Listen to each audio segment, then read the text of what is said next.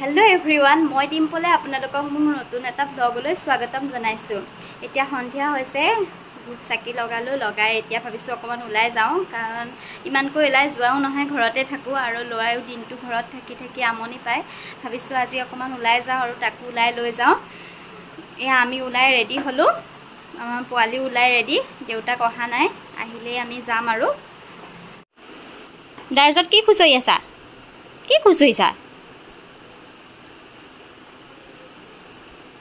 ফুফু নযোৱা? এইবোৰ নলয় না? কিনো? দপ ক'ত লগাবানো তুমি? ওলাই পেলাই ইমান লেতেৰা কাম কৰি থাকে নি?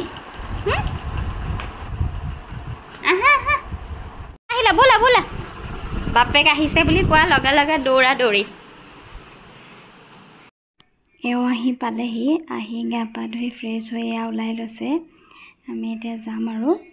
আমি এতিয়া যাওঁ, ক'তনো যাওঁ আপোনালোকক দেখাই আছো।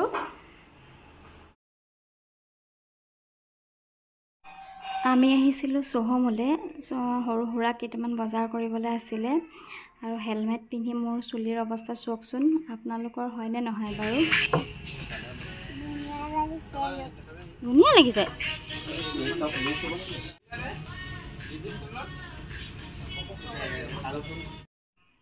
আমাৰ জোনাকে বাপেকক দেখাই আছে, দেউতা এইটো ভাল লাগিছে, এইটো লোৱা, এইটো ভাল লাগিছে।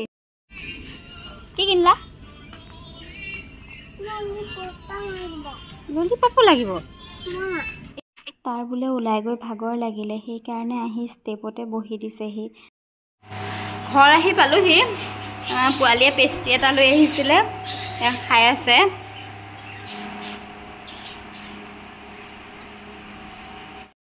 কাপোৰ কানি চেঞ্জ কৰি ল'লোঁ, ল'ৰাকো কাপোৰ কানি সলাই মেলি দিলোঁ।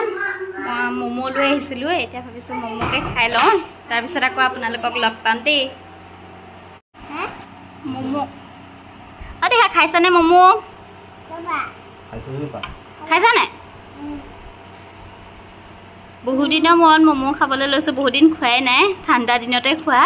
এতিয়া গৰমত ইমান খাই ভালো নালাগে, ঠাণ্ডা দিনতহে এইটো খাওঁ। টেঙা?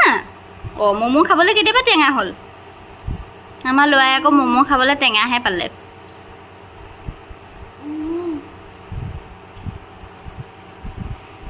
ম'ম' খালোঁ, বহুত দিনৰ মূৰত খাইছোঁ কাৰণে খাই ভালেই লাগিলে। আৰু এতিয়া আকৌ আহিছোঁ নিজৰ ডিউটিত, মানে ভাত বনাব লাগিব। সেয়া দুফালে দুটা উঠাই দিছোঁ, ভাত আৰু দালি, মাংস অকণ লৈ আহিছিলে, বাকীখিনি যোগাৰ কৰি লওঁ। মাংসটো বনাবৰ কাৰণে চব যোগাৰ কৰি ল'লোঁ। এতিয়া মাংসখিনি বনাই লওঁ। ভাত দালি হৈ গ'ল, মই ভাত বনাই আছোঁ আৰু আমাৰ ল'ৰা কাৰণে কি কৰি আছে চাওকচোন। এয়া আমাৰ পোৱালীয়ে কালাৰ কৰি আছে। কি আঁকিছা শুন? ভিডিঅ' কৰি থকা দেখি সি লাজ কৰিছে, মোক কৈছে মা কিয় কৰিছা? এয়া আমাৰ বাপেক পিতেক ছবি অঁকাত ব্যস্ত। বাপেকে ছবি আঁকিছে, পুতেকে কালাৰ কৰিছে। কৈছা নে? কি কালাৰ? মাংস বনাই আছোঁ, হ'বহি হৈছে আৰু। এইকেইদিন বৰষুণ দি আছিলে কাৰণে বতৰটো ঠাণ্ডা হৈ আছিলে, আজি আকৌ ৰ'দ দিলে আৰু গৰম ষ্টাৰ্ট হৈ গ'ল। আৰু গৰমত পাকঘৰত ভাত বনাই থকাটো একদম বহুত কষ্টকৰ। বনাবিলাকে গম পায়েই কিমান গৰম হয় পাকঘৰত।